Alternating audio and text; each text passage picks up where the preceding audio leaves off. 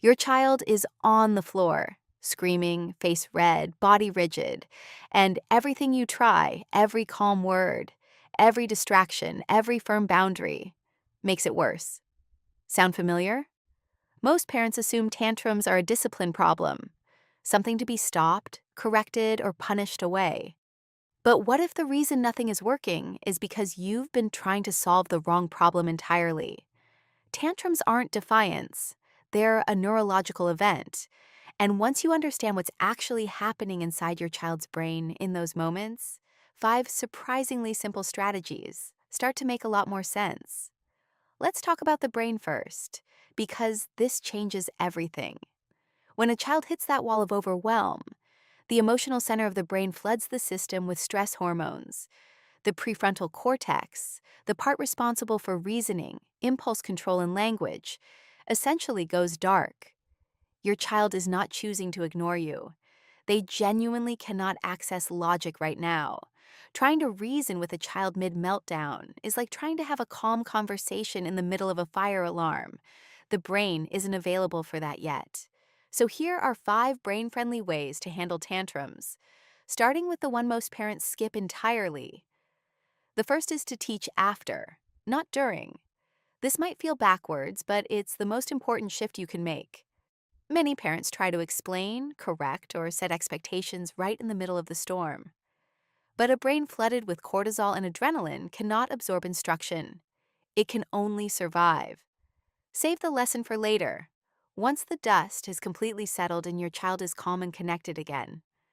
That's when you might say something like, "You seemed really overwhelmed earlier when it was time to leave the park. What do you think we could try next time that feeling shows up?" That conversation, in a quiet moment, does more work than anything said during the meltdown itself.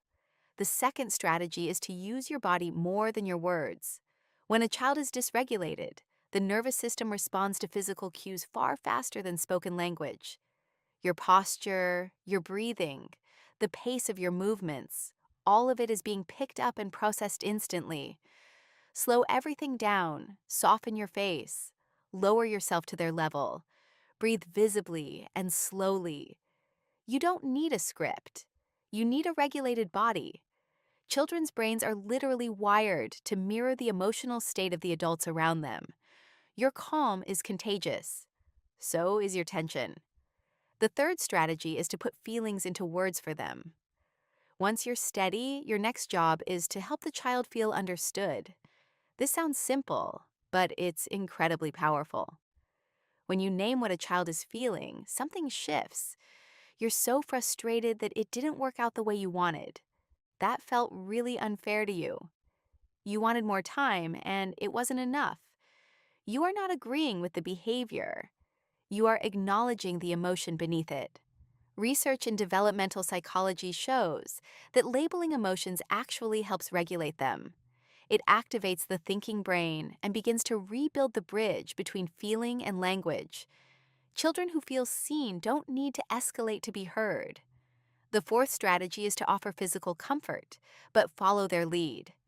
During a meltdown, a child's body is holding an enormous amount of stored stress. Some children want to be held tightly. Others need space and proximity without contact.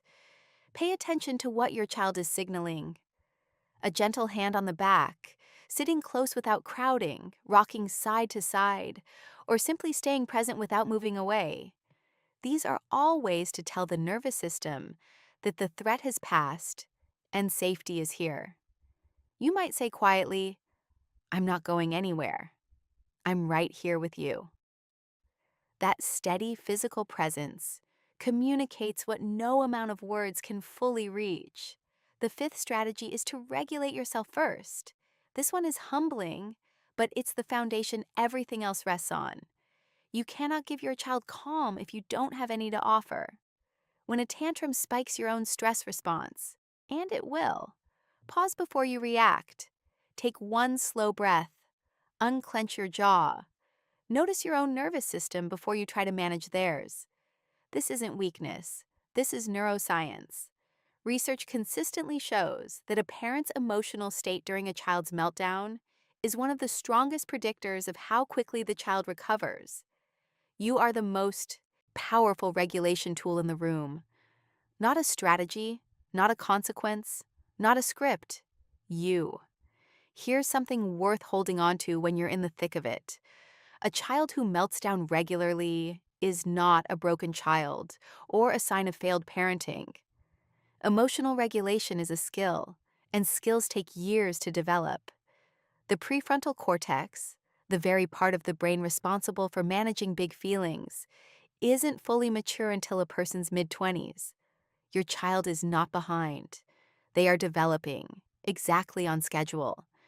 Every time you respond with steadiness instead of frustration, you are doing something remarkable. You are showing their brain what calm looks and feels like. And over time, those repeated experiences become internal. The regulation you model today becomes the self-regulation they carry for the rest of their lives. You won't get every moment right. Nobody does. But repair is always available, and it matters just as much as the response itself.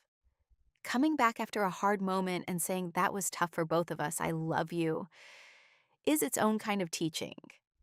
If this was helpful, share it with another parent who might be in the middle of a hard season right now. And remember, you're not raising a child who needs to be controlled.